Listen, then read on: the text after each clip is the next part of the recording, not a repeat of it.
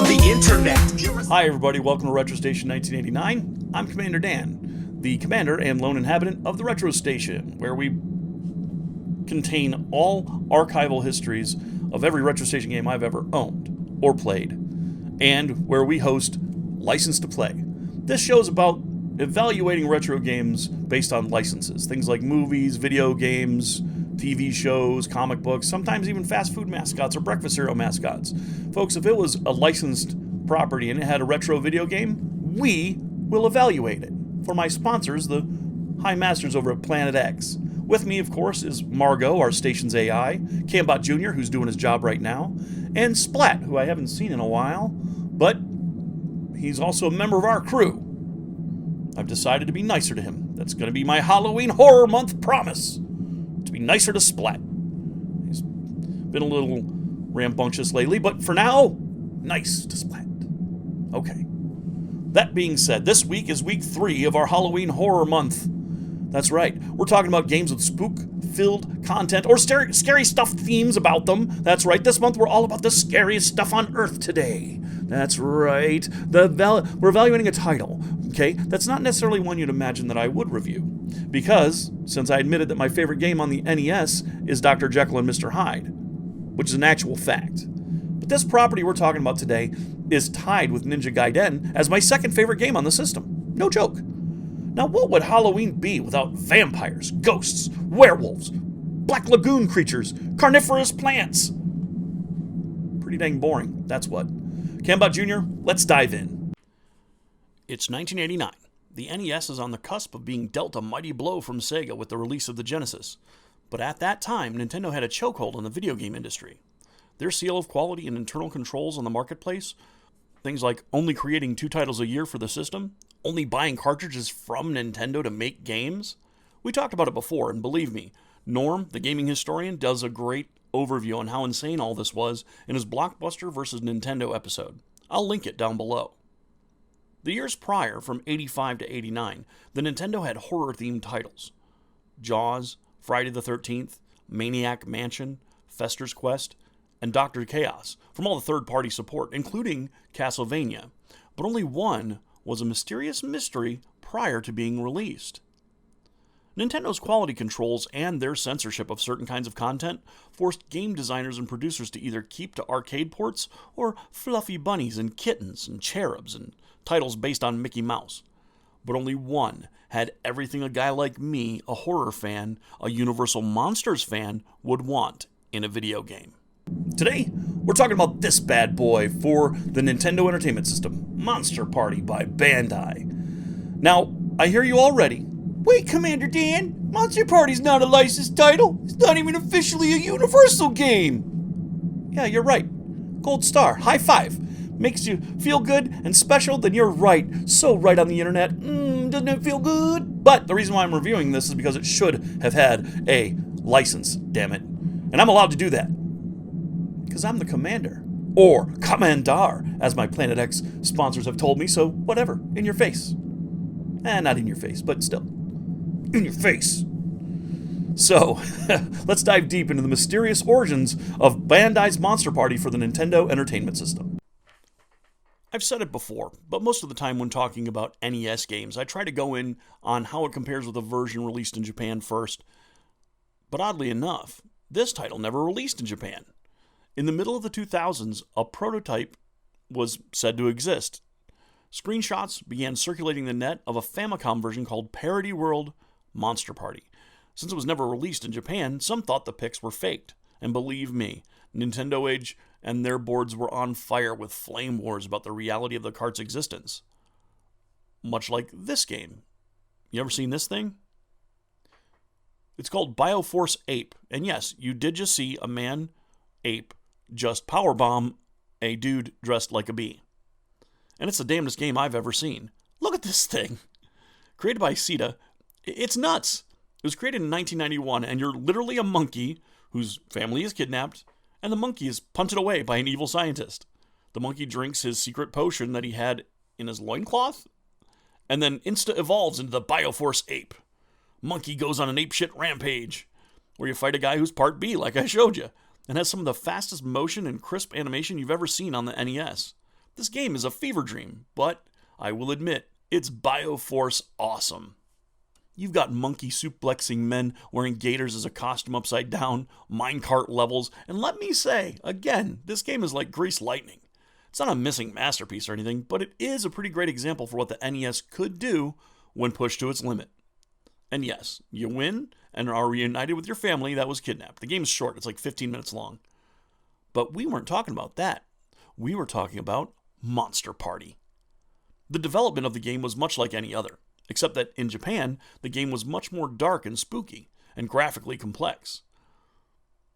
The title screen was covered in blood, and the enemies more horrific and closer to their copywritten counterparts than here in the States. The first boss was originally Audrey 2, basically, the carnivorous plant from Little Shop of Horrors, but the designers covered the speaker and microphone on that level with black squares and changed the design to look like a pitcher plant instead, even though the cover, as you can see here, still has Audrey 2 on it. Suddenly, the online community had a mission. Once they'd revealed that those pixels were there underneath those black squares, they decided they were going to restore the original version of the game if it existed in the source code. And so, in 2013, the restoration project concluded. And take a look at this stuff. The floating pumpkin head, originally an ape from the 60s movie Planet of the Apes. The giant cat, one of the gremlins from Gremlins. And the Grim Reaper? Nuh-uh-uh. It's the xenomorph from Aliens. This game was chock full of licensed material to begin with, but unfortunately couldn't come to America with it intact. So the game was changed not to be challenged over IP. The fans of this game, and there are many, fought over the prototype when it came out for sale, and the top bidder taking it home, in Japan, paid 483,000 yen, or about $6,000. And you'll see why in this evaluation. Alright, like I said, today we're talking turkey about a game you may have missed, and I can't imagine why. Monster Party for the Nintendo by Bandai may not have a license over here in the US, but just look at this cover. I mean, we got Dracula, Medusa, and that is 1,000,000,000% the creature from the Black Lagoon on there. I mean, and Audrey 2's there, except he's red instead of green. So you can see why this game ought to be judged as a licensed title, not just some weird-ass game from the Nation of the Rising Sun. Let's take a closer look at Monster Party and evaluate the chances of this dark horse of getting a license to play. The story of Monster Party centers on a child named Mark, originally called Hiroshi in the Japanese version, who meets a griffin, an alien named Bert. His name was Value in the Japanese version. Bert tells Mark that in his realm, the Dark World, it's in danger, and Mark needs to aid him in battle. Mark tells him, dude, I'm a kid. I'm just a little kid. But Bert says it doesn't matter who helps him, and Mark's Little League bat is as good as any weapon to serve as a weapon to fight the forces that are taking over the Dark World. Bert snatches Mark up to the Dark World and magically fuses to him, allowing Mark to transform into the alien monster when needed. The duo, in the form of Mark most of the time, fight their way through the Dark World, facing creatures from the scariest folk tales and movies our world has to offer. A mummy, spiders, zombies, psionic Japanese students, Medusa, a dragon, and the Grim Dang Reaper. Also included are Jinmenken, the dogs with faces of people, and the Well from the folk legend the movie Ringu is based on. There's also a huge talking caterpillar, walking lower torsos, a giant cat that hurls kittens, but most terrifying, shrimp tempura and onion rings. Brundle shrimp and Brundle rings over here are hopping onto the teleport pods from Cronenberg's Fly remake. Now tell me again that this game isn't based on licensed properties, folks. You can't fool me. After escaping the fried fiends, Mark and Bert enter the heavenly realm and face off with the Dark World Master. Once destroyed, Bert's realm is free of all monsters. Except Bert, I guess, who I imagine becomes the new Dark World Master and leaves the hollowed-out, emotionally traumatized Mark on the same street where he found him, where he'll live the rest of his life with night terrors and horrifying memories of the alien abduction no one in his personal life will ever believe. Yeah, the kid's ruined. Way to go, Bert.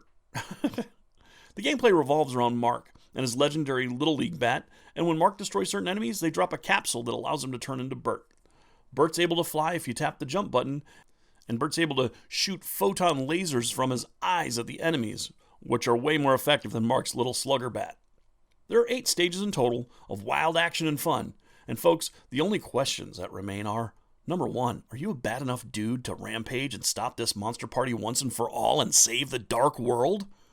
And the more important question, does Monster Party for the NES by Bandai have a license to play? Absolutely. You need to check this game out, folks. It's about $15 or less online retail, but you may luck out and find this one out in the world for less than $5. I mean, not many people like or even know about this game, so if you see it, it's a pretty ubiquitous title. It's been everywhere. We're almost done now with Halloween Horror Month. Congratulations, Monster Party, on your brand new license. You deserve it, bud. Alright, so, we're almost done. Halloween Horror Month has 1 week left. The big day. Halloween, baby. And we've got a title that is going to be the most terrifying experience yet. I guarantee it. So, folks, take into consideration... I got nothing. Something's weird. What is that? Something's weird. Anyway. Yeah, you know, stay retro. What is that weird feeling I have?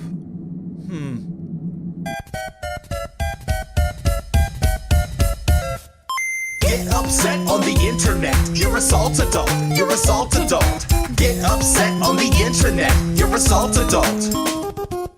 Throwing out a hissy fit, your views ain't in the millions, and every up and comer is a threat to what you're dealing. And instead of getting better, you just spout up on your Facebook, crying on your Twitter bit about how bad your case look. In case you didn't get it yet, allow me to rephrase it. You're more than my 4-year-old, I'm actually amazed. Like you couldn't even see the forest for the trees. The writing's on the wall, literally there to see.